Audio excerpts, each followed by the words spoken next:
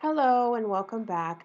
I want to do a part 2 to my last video of how does a thesis statement work with an outline.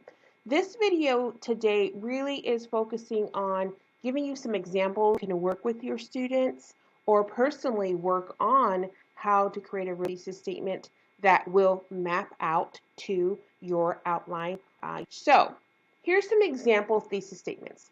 I try to do some, number one is pretty simple to kind of evidence. Two is medium. Number three is fairly simple as well. Number four gets a little bit more complicated because we want you to grow in this area, right? So looking at examples 1, 2, 3, and 4, these are example thesis statements that you would find in that introductory paragraph at the end. So let's say that last piece of information at the end of your introductory paragraph is your thesis statement, right? We've learned that.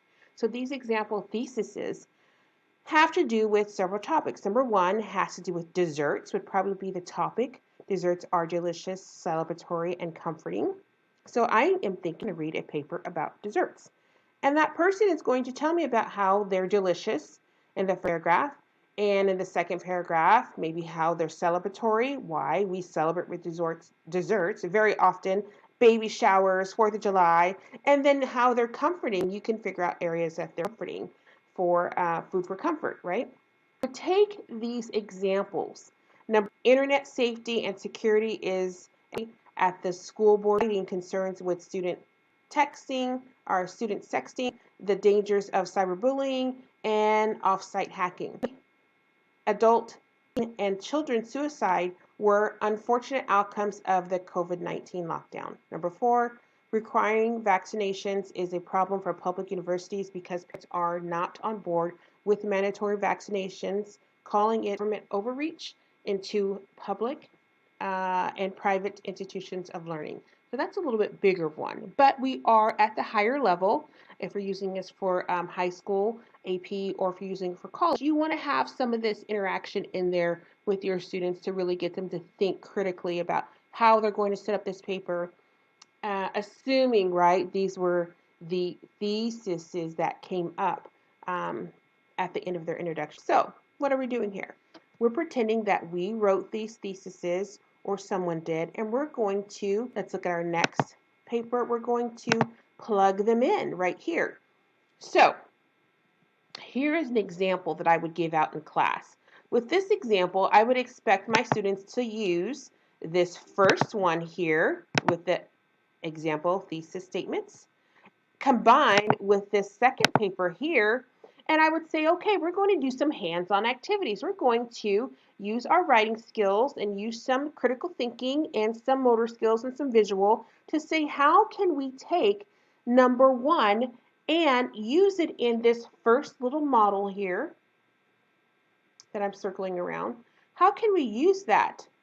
So they would plug in an introduction part, and then they would find how they would put desserts and what about they're going to say about desserts and Roman number 2, number 3, and number 4. Remember, introduction represents your first paragraph. That's why there's a Roman numeral 1. Roman number 2 really represents your second paragraph, and 3 your third paragraph, 4 your fourth paragraph, 5 your conclusion. They would take that sentence about desserts and they would use that to plug in here their topic sentences or their topic subjects for their essay. How does this work? Well, I would want them to choose a topic. Okay, now this one would be something about desserts, right? Desserts are, okay, and the first thing we said about desserts is that we noted that desserts are delicious.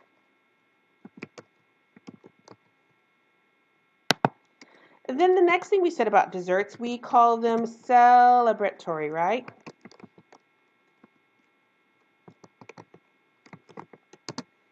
Let's spell check that. We call them celebratory. And then the last one we said, I'm thinking here was, use for comfort. Okay, this is how I would want my students to fill in this example outline. It's very mini, but then they would go to the next one. So let's move to the next page again. Number 2, internet safety and security is a top priority, and then they would continue to read at the school board meeting, citing concerns with students sexting, the dangers of cyberbullying, and offsite hacking. I would want them to take number 2 and put that into the second grouping of many outlines we have here. So there's 4. 1, 2, 3, 4. Let's move the paper down. Okay. So 1, 2, 3, 4. There's 5 of them. And so that gives them an opportunity to really look. Let's see. Sorry. There's 4. 1, 2, 3, 4. Okay. That gives them an opportunity really to say, does my thesis statement work? Is this going to map out to a good paper? So for desserts, I know that, yes, my topic is desserts, and I'm going to start off with a sentence that talks about desserts. My second paragraph is going to start off with something about delicious and desserts. The third paragraph is going to start out with something, why desserts are celebratory. Fourth paragraph is going to be about desserts are used for comfort and for comforting for usually. So as you think about this model, this is a nice example for you, those of you who are taking a class from me and those of you who are just using this as a strategy to help teach your students. Think about how an example model like this may really cut down that editing you have to do in class with your students. I do a lot of editing. I always say to my students, bring your thesis statement up. Does it map out? Does it work? Is it going to work for you? This is a good way to kind of get them on their own before you get started to say, hey, oh, okay, I don't have 3 things that map out here. I can't say 3 great things about my topic, delicious, celebratory, and comfort. I can't say 3 things about, alternative styles of transportation because it's not mapping out. It's not letting me plug it into number 2, 3, and 4 here. So that's kind of that click that happens in their mind where they're like, okay, well, I need to come up with something more to say. I'm not saying enough, or it's really not working out. Now, the first one, of course, is easy and it's an example. The next ones, of course, may have more words besides delicious. It may go into a little phrasing right here. Delicious foods are tasty and great. And it could be a topic sentence. Of course, we know outlines go deeper than this. There are subjects and then there are counterpoints and you could divide them. Outlines do go deeper. I do know this. My students know this. You know this. However, we are getting really a support system going for that thesis statement and it being able to map out into the whole essay.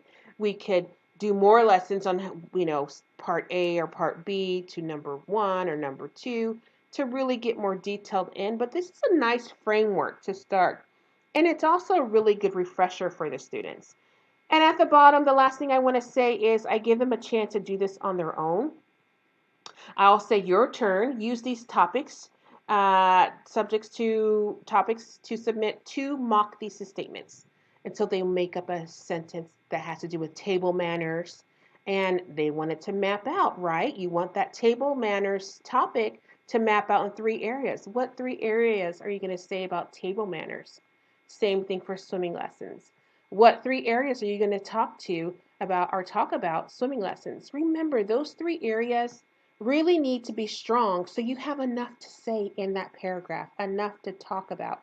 If they're weak, you're only going to end up with 1 or 2 sentences and you're going to be thinking, I don't have anything else to say about swimming lessons and diving boards or swimming lessons and doggy paddle or swimming lessons and holding your breath. Pick something that's going to really give you meat to make that paper a good one. I hope this was helpful. Thank you very much. Have a great day.